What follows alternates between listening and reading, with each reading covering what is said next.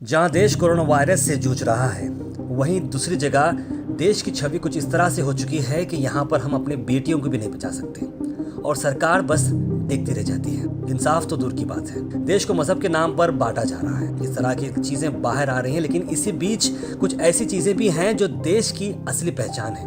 वह है हमारे हिंदू मुस्लिम एकजुटता और इंसानियत। आरिफ खान एक एम्बुलेंस ड्राइवर जिन्होंने कोविड-19 के पैंडेमिक में 6 महीने अपनी सर्विस दी।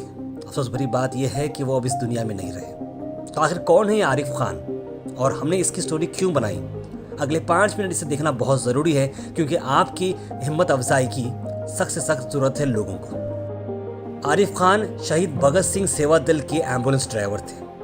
कोविड-19 के पैंडेमिक में उन्होंने बगैर जात और धर्म देखे कई सारे लोगों को अस्पताल पहुंचाया। वक्त पर पहुंचाने पर कई सारे लोगों की जान भी बच गई, लेकिन जिनकी जान नहीं बच गई उन्हें कब्रिस्तान भी पहुंचाया गया, शमशान घाट भी और कई सारे ग्रेवयार्ड्स भी। आरिफ खान की एम्बुलेंस जब चलती थी तो 2 लोगों के घरों में उम्मीद चलती थी। एक पेशेंट की फैमिली के अंदर के उनका घर वाला वक्त पर पहुंचकर बच जाए, और दूसरी जगह आरिफ खान की फैमिली जहां पर इन पहियों के चलने से उनके घर में राशन तो आ सकता है। इसी उम्मीद को लेकर आरिफ खान एम्बुलेंस चलाते थे।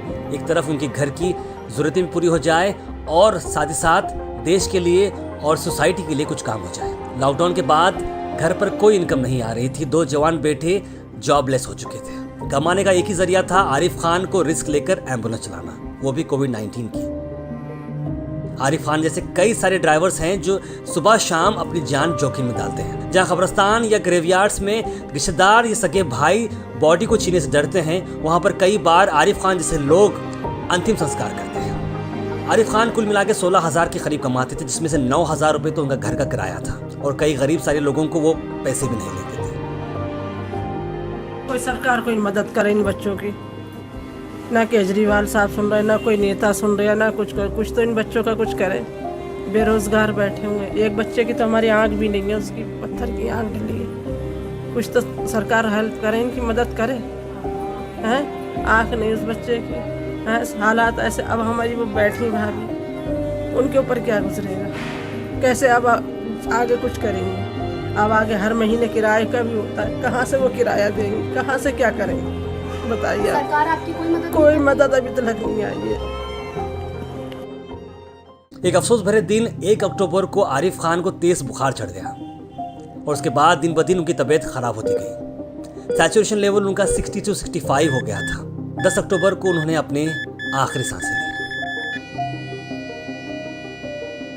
एक मुस्लिम होने के बावजूद आरिफ खान भाई ने हमारे बहुत से ऐसे हिंदू भाइयों का भी संस्कार कराया, और ऐसे पेशेंट्स जो कोरोना के पॉजिटिव थे, जिनको कोई हाथ नहीं लगाता था, क्योंकि आरिफ हमेशा ज़्यादातर मेरे साथ गाड़ी में ही रहते थे और मेरे को आजकल हाथ नहीं लगाने देते थे, क्योंकि पीछे मुझे भी कोरोना पॉजिटिव हो गया था। वही कहते थे, शंटी जी आप रहने दो, मैं करूँगा सेवा।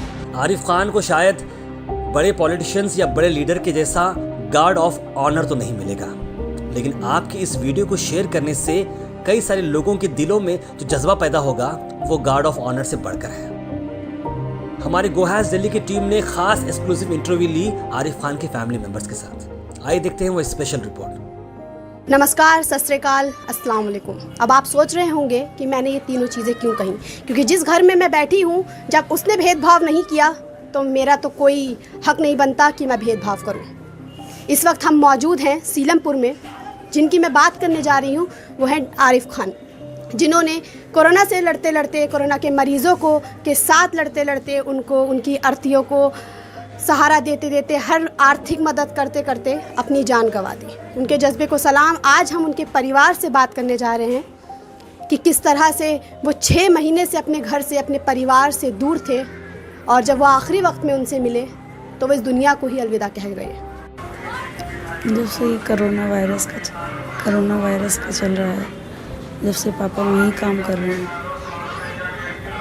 बाहर मिल लिया करते हैं, फ़ोन कर लिया करते हैं, मगर घर पे नहीं आते। मगर ये नहीं मालूम था कि घर पे क्यों नहीं आते, ये बात कभी नहीं बताई। मगर ये बात आज हमें इसलिए पता चली है कि इस कोरोना के वजह से हम लोगों को घर में किसी को प्रॉब्लम ना हो, तो इस वजह से वो घर नहीं आते थे। हम कहते थे आ जाओ घर पे, कि नहीं आएंगे, काम है, फिर आते हैं, ऐसे ही बोल देते थे, आते नहीं थे घर पे। इस वजह से कि मेरे वजह से बच्चे ना परेशान हों। यही बात थी। फ़ोन पे बस काम से ही बहुत लगा, तो बहुत काम नहीं छोड़ा पापा ने। कितना हम कहते थे छोड़, भाई अभी पढ़ रहे हैं, सब दोनों भाई हमारे पढ़ रहे हैं, कुछ भी पापा ही से घर सब चलता था। और सब पापा ही थे हमारे से, घर के सब सुपर हीरो मेरे पापा ही थे। हम लोगों की मर्ज़ी नहीं थी कि वहाँ पर पापा रहें, मगर इस बात को गुस्सा करते थे, कहते मुझे नहीं अच्छा लगता। मुझे ये इस बात पे वो गुस्सा भी हो जाते थे, बात भी नहीं करते थे कभी कि पापा घर पे रहा करो, अब तुम्हारी उम्र काम करने की नहीं है।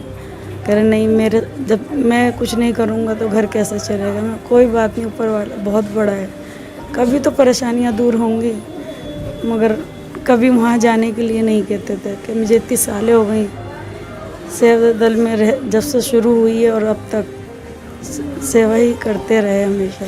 ये हम तो सब जने कहते थे, मम्मी भी कहती थी कि बुला लो, घर पे आ जाएंगे, रह लेंगे, मगर कहते घर पे क्या करूँगा आगे, वहीं सही है, सेवा में रहूँगा, यहाँ खुश हूँ, सही है, घर पे तो रहना ही है।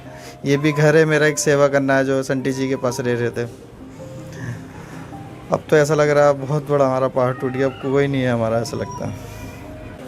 कहते हैं भाई साहब मेरा बहुत ध्यान रखते हैं, मैं भाई साहब के साथ रहूँ, ठीक हूँ, मेरे लिए परेशान मत हो।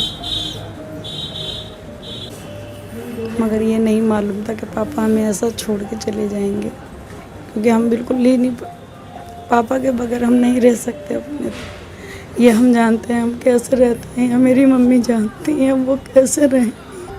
मेरे दोनों भाई बिल्कुल अकेले हो गए। मैंने अभी 10th करके पढ़ाई करके छोड़ दी, काम में लगा था छोटे मोटे, बस AC फ्रिज का काम सीख रहा था, मैं थोड़ा थोड़ा करने लगा था।